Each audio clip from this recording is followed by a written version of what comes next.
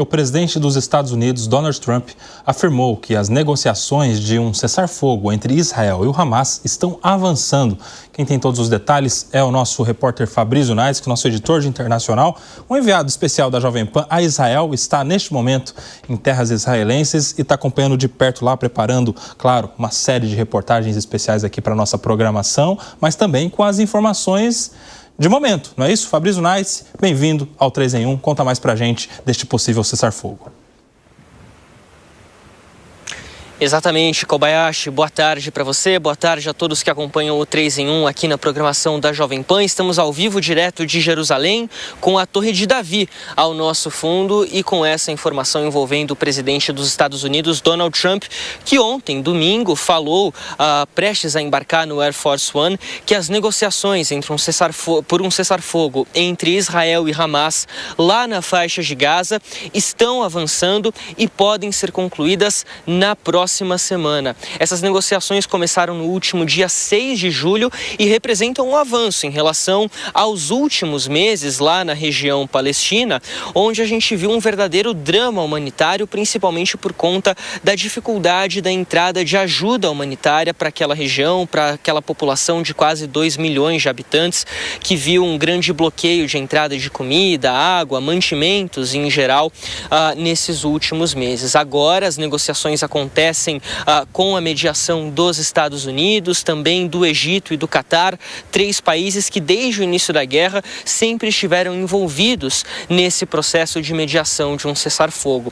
A frase de Donald Trump foi exatamente essa, que a expectativa é por um acordo na semana que vem. Ele já havia falado na última semana que poderia ter acontecido na última semana, mas a gente viu que isso não se tornou realidade. Já o primeiro-ministro israelense, Benjamin Netanyahu, conversou com a imprensa dos Estados Unidos nas últimas horas e afirmou que tem confiança e que as equipes estão trabalhando para tentar fechar um acordo de cessar-fogo. Enquanto isso não acontece, as operações militares continuam lá na faixa de Gaza.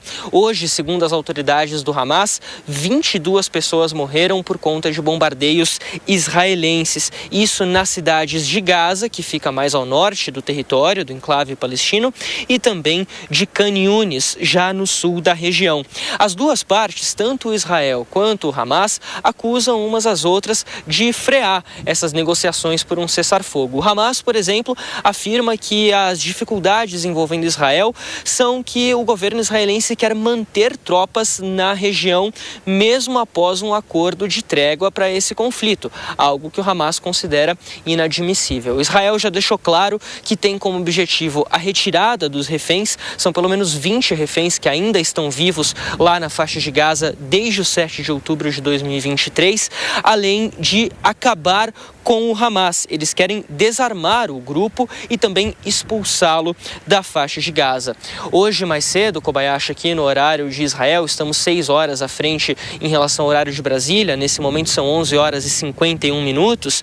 Nós fomos ao Ministério das Relações Exteriores de Israel conversar com membros do governo em relação a essa questão envolvendo a faixa de Gaza, o conflito com o Hamas.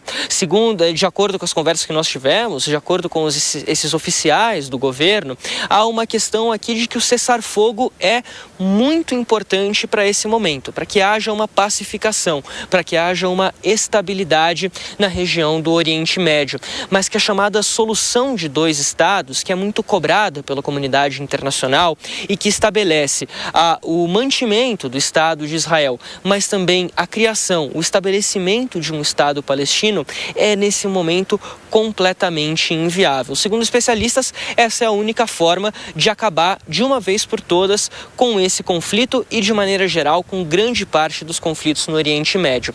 Mas para o governo israelense, essa é uma realidade muito difícil de ser atingida nesse momento por uma série de questões sociais, econômicas, históricas. Isso tudo dificultaria um acordo. A gente vai seguir acompanhando. Amanhã a nossa equipe vai para o kibbutz Nir Oz, que fica na beira da faixa de Gaza. Esperamos, inclusive, ter a oportunidade de entrar no território palestino para ver um pouco mais de perto essa situação, Kobayashi. Perfeito, Fabrício Naitz, que nosso enviado especial da Jovem Pan está lá em Israel. A qualquer nova informação, traz em primeira mão aqui na Jovem Pan. Obrigado, Fabrício. Uma boa noite, um bom descanso para você.